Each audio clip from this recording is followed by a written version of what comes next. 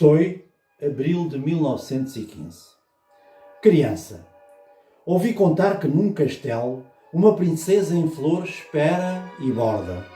Logo o meu ser, sonâmbulo, singelo, no mundo bravo, errático transborda. Mas canso, volto, os sonhos em esfacelo, pelas mesmas fragas. O rosmano acorda, o luaceiro beija-me o cabelo, onde passou dos vendavais da horda. Tudo me espera ainda, que alegria! Como eu vejo em Castelo a minha aldeia, como eu a vejo assim, como a não via. E a noite, no perfume das lavândulas, reza, mais outra conta, a lua cheia. Passa no tempo o fio das camândulas. Aldeia, à luz da lua dolorida, deste-me a tua flor, a tua essência. Lancei por terra orgulhos e demência.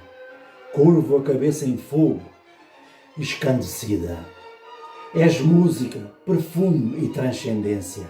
Aldeia luarizada, a luz florida. Que doce no travor da minha vida sentir a tua bênção de clemência.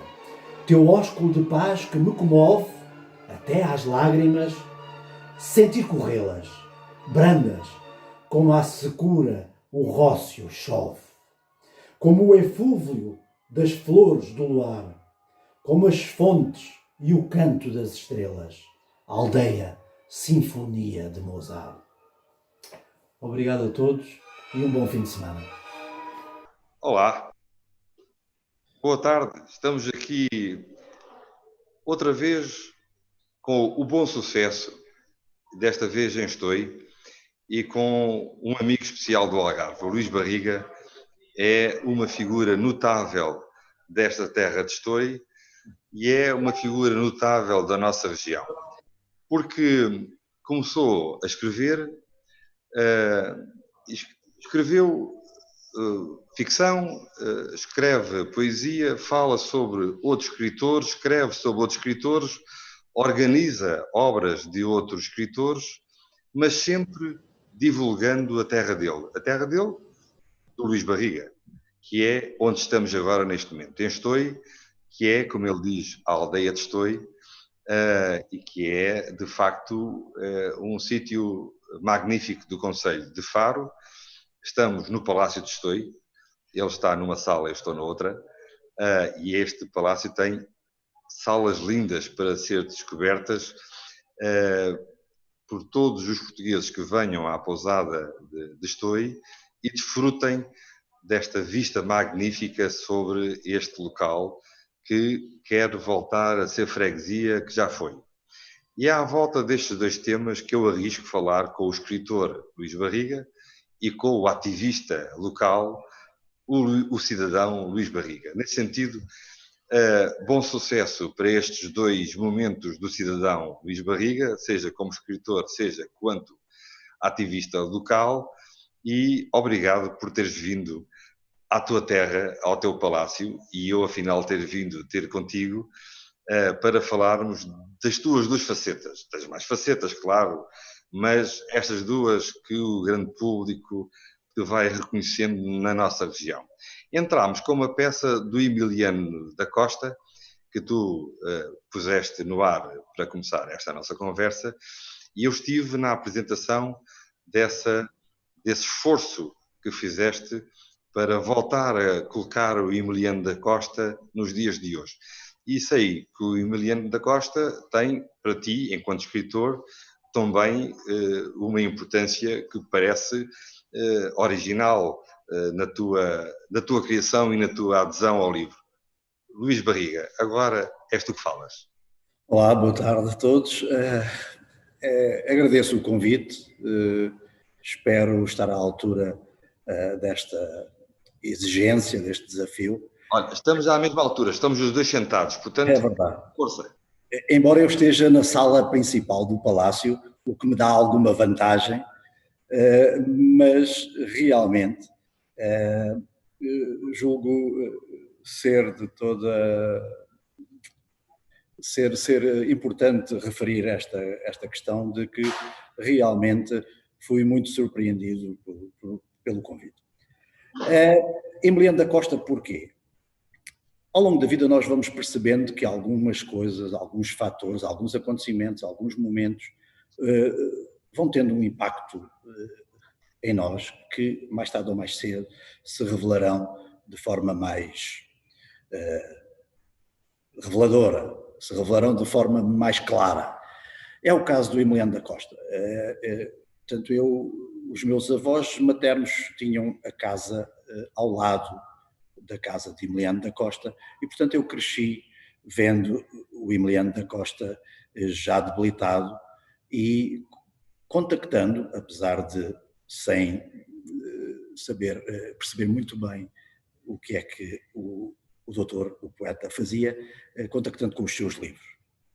É mais tarde, através de uma outra figura da aldeia de Estói, uma outra figura de referência, que eu tomo um contacto maior com a poesia de Emiliano da Costa, através do professor Amílcar, uma figura notável, um professor muito conhecido da região do Algarve e de Faro, mais precisamente, e que teve em Estói um papel extraordinário de difusão da cultura e de promoção da leitura e do teatro, do desporto, de todo um conjunto de atividades junto dos jovens da aldeia. E é assim que eu tomo contacto com Emiliano da Costa de uma forma mais direta com a sua poesia. E é por isso que me entristeceu, como me entristecia ao professor Emiliano da Costa, que a qualidade da escrita e da poesia de Emiliano da Costa estivesse escondida em algumas bibliotecas particulares, em algumas bibliotecas estatais, dispersa, e por isso encetei esse processo de reunir toda a obra do poeta, de digitalizar toda a obra do poeta e todos os documentos que me foi possível encontrar para procurar, dentro das minhas limitações, divulgar uma obra valorosa para a cultura portuguesa e para a cultura da nossa região. Mas o Emiliano da Costa deve então ter impregnado em ti, muito antes deste trabalho que expuseste ao público, a tua própria vontade de escrever. Já tens umas quantas obras publicadas e, portanto, fala-me agora de ti, do escritor. Inevitavelmente. Aqui mesmo no Brasil e em Portugal, a falar com os leitores. Falámos muito de Estói, uma aldeia do concelho de Faro, é realmente a terra onde eu nasci, porque naquela altura nascia-se em casa, e eu nasci aqui, no primeiro andar de uma casa muito conhecida da aldeia, que é a casa da Bica do Meio, porque isto era uma terra de muita água e de muitas fontes, e tinha muitas bicas, e tem muitas bicas, que infelizmente agora não correm. E, portanto, esta vivência, quer a inicial do conhecimento do Emiliano da Costa, quer a vivência com o professor Amílcar, quer o facto de ter tido a minha adolescência no pós-25 de Abril, no momento em que a sociedade despertou para a liberdade, para o desejo de fazer coisas muito positivas, para a cultura, o ter participado nesse movimento, ter estado nos Jograis António Leixo, uma coletividade que foi fundada por muitos jovens estoienses e pelo professor Amílcar, que era, digamos, o líder intelectual dessa coletividade. Isso fez nascer em nós o gosto pelo teatro, pela escrita, pelo jornalismo, que durante muito tempo também fiz, através do jornal O Jogral, que era criado, foi uma ideia do professor Amílcar, entre outros jornais em que ele participou. Portanto, mais tarde, agora, há 5 anos atrás, 6 anos, antes desta primeira publicação, que foi em 2015, talvez tenha tomado consciência, exatamente porque também passava por um momento difícil da minha vida, relativamente à demência da minha mãe, de começar a perceber que as histórias que ouvimos contar, as histórias que nos foram passadas, aquilo que de alguma forma fazia parte de nós, se não fosse registado, não chegaria às gerações vindouras, não o conseguiria passar aos meus filhos, como eu, infelizmente, também se calhar não tive o tempo e a disponibilidade necessária para registar muito mais histórias que se perderam. Então eu quis registar muitas das que me lembrava, muitas das que os meus antepassados viveram e que eu próprio vivi. Por isso decidi-me a escrever. É claro que, talvez influenciado pelas leituras que ao longo do tempo tenho vindo a fazer, acabei por pensar que estas histórias seriam melhor lidas se fossem incluídas num romance. Um romance que desse o ambiente da época, a vivência das pessoas, a cultura, o património desta gente e especialmente do Algarve e da minha terra. E é por isso que o primeiro romance, Sombra e Sol vai a rua em duas cores, é baseado até num verso de um soneto de Emiliano da Costa, que abre o livro, e que, portanto, conta os 40 anos antes do 25 de Abril. De alguma forma, este livro começa aí por volta do final da Segunda Guerra Mundial e vai terminar no momento da libertação dos prisioneiros, em Caxias, no dia 26 de Abril de 1974. Portanto, é como se fosse um ajustar de contas com a história, com a minha história, com a história das minhas pessoas, da minha vivência e com a história que eu ouvi contar e que vivi em grande parte na infância até à adolescência. Depois isto dá-se a apresentação do livro, há a possibilidade de o publicar, o apoio que recebi e o gosto que as pessoas me tinham em relatar o que tinham sentido e o que tinham lido, porque se retratavam nas próprias vivências e nos locais em que o romance passava, entusiasmou-me para uma segunda aventura. Então, sendo um livro que queria continuar esta história, agora já uma história que eu próprio tinha vivido de forma intensa, eu lancei-me ao pós-25 de Abril. Portanto, ali aqueles anos entre o 74 e anos 80. E, portanto, o segundo livro só podia chamar-se Mais Sol que Sombra. Mais Sol que Sombra porque se o primeiro é Sombra e Sol, o segundo é Mais Sol que Sombra, já que associava aquilo que se viveu depois do 25 de Abril a muito mais sol que sombra.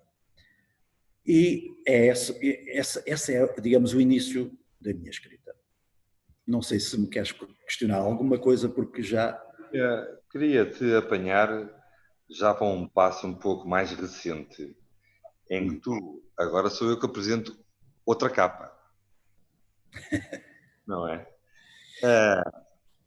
E este é mais recente e eu vou tentar agora fazer um bocadinho de ator principal, visto que estás tu na sala principal, e eu vou dedicar esta pequena leitura aos nossos espectadores no Brasil, no estado de São Paulo e pelo Brasil e pelas terras onde chega o Bom Sucesso, e ao nosso editor, ao Gabriel Gomes, porque esta peça tem a cara dele. E então escreves tu neste último romance, Em Nome del Rei. Cabrália, 22 de abril de 1500. Terra à vista, gritou o vigia. Pedro Álvares Cabral dirigiu-se à morada do lado exterior da embarcação e avistou um monte muito alto e redondo e muita terra chã coberta de grande arvoredo. A armada fundeou a uma distância da costa, os protegesse dos recifes e ficou a observar os nativos que se juntavam nas praias. A maioria dos nativos estava desnuda, usando só algumas penas e plumas de cores garridas, e armada de arco e flechas ou bastões pesados, mas mantinha uma atitude pacífica. As mulheres, tão bem despidas, chamaram a atenção dos navegantes. Eram belas, de pele morena e cabelos compridos, negros e sedosos. A fauna e flora também prenderam o olhar dos homens.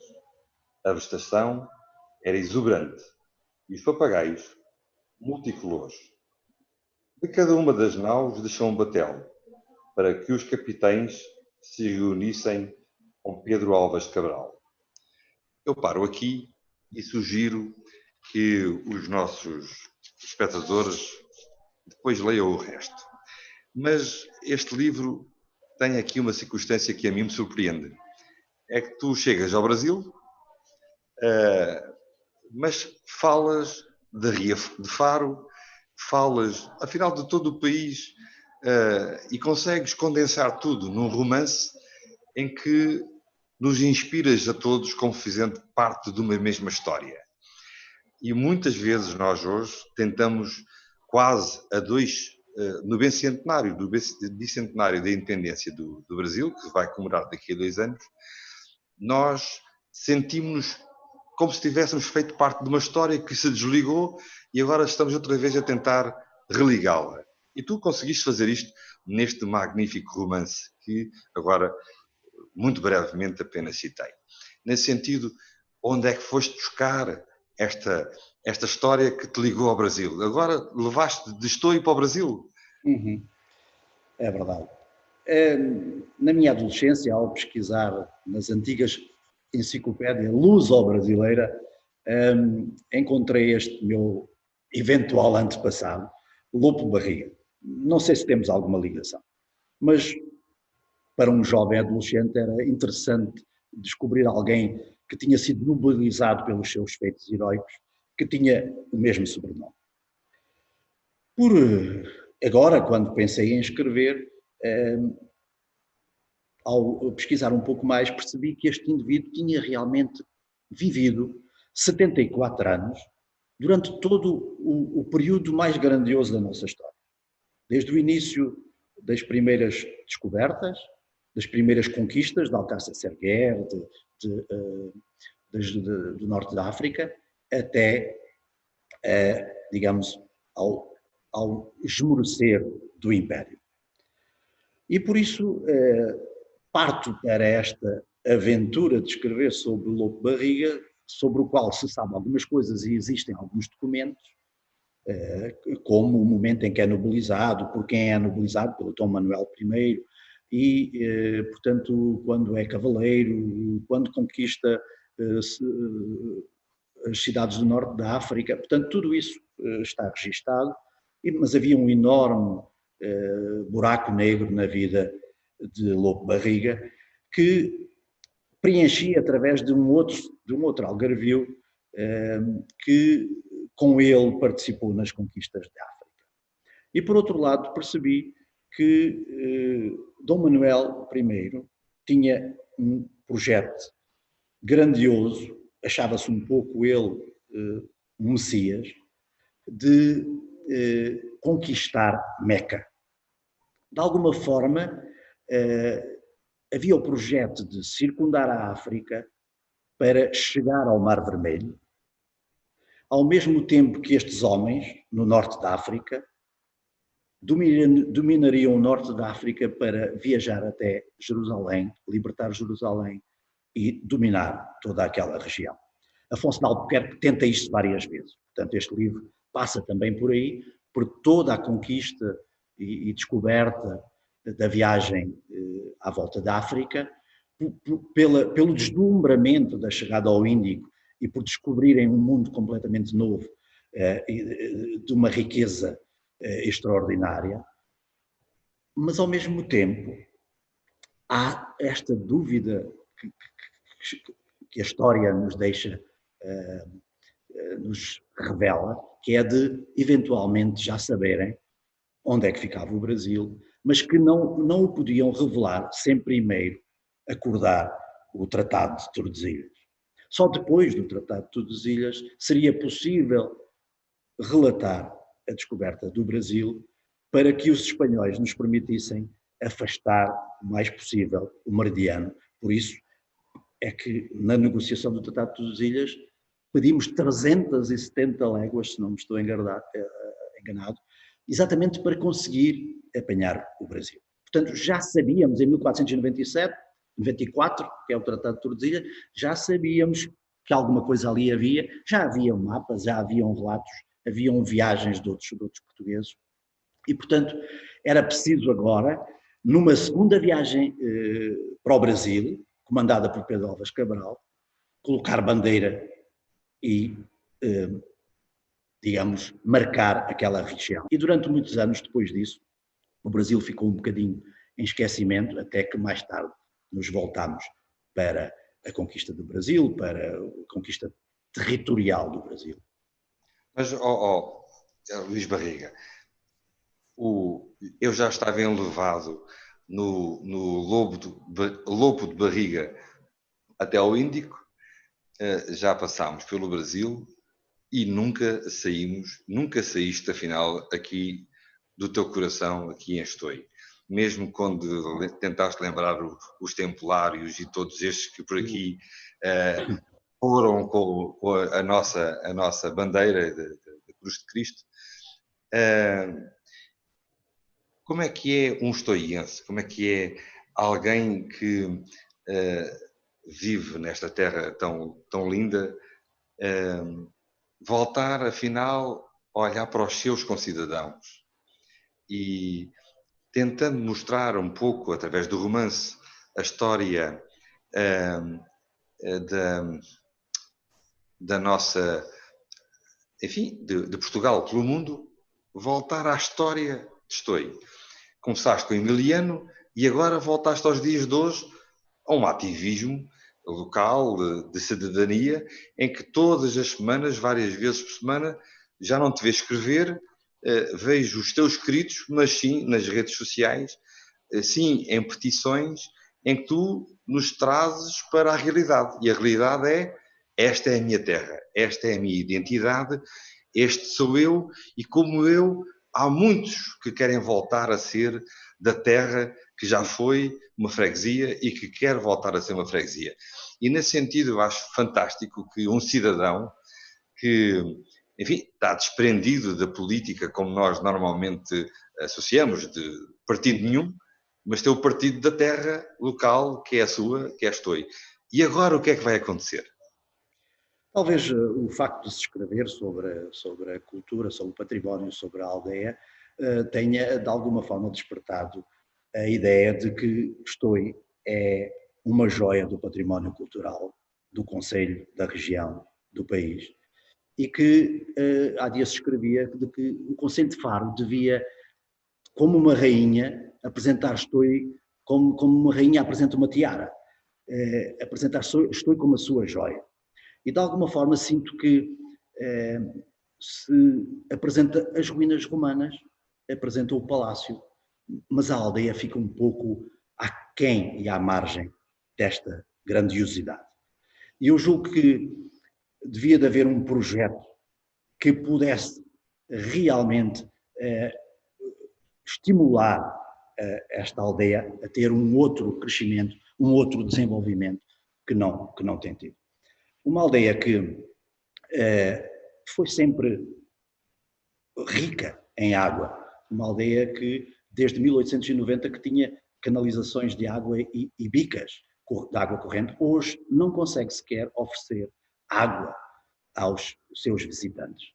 E parece-me que tem havido algum desleixo, alguma falta de investimento, alguma falta de descentralização para que muitas atividades que acontecem na cidade sejam trazidas para as aldeias, para as freguesias rurais, por forma a que estas ganhem vida. Tem que haver apoios, tem que haver investimento, tem que haver um projeto, tem que haver uma direção para o futuro. A aldeia precisa de ser estimulada, as suas gentes precisa de que lhes chegue a cultura, que lhes chegue as atividades, que se estimulem o crescimento da economia da aldeia. Tudo isto surge porque me tenho dedicado a estudar um pouco da cultura da aldeia, nomeadamente com a publicação de um livro sobre a sua festa maior, uma festa de tempos imemoriais.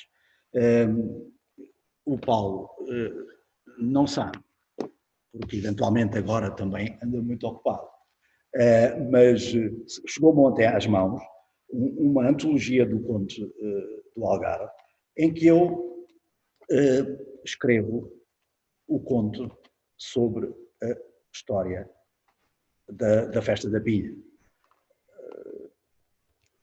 Era uma vez a Festa da Pinha, não deve ser. E, portanto, eu tenho dedicado muito do meu tempo a tentar perceber exatamente a história, a cultura e o porquê de termos este património. E isto só tem uma explicação. É que se há uns milhares de anos atrás estávamos perante aqui um enorme sapau, onde só alguns montes se sobressaíam da água, nomeadamente a Cidade Velha, o Alto Rodes, aqui o Outeiro na Conceição de Faro, e depois só tínhamos as fontes e as terras mais sólidas de Estoril, onde era possível vir captar a água. Todos nós sabemos, naquele livro das descobertas isso fica claro, que uma das preocupações dos navegadores era fazer aguada, portanto chegar a um sítio onde pudesse armazenar água fresca e portanto é provável que a aldeia de Estoi tenha uma história longínqua nos primórdios da humanidade, de tal maneira que depois os romanos acabam aqui por construir uma enorme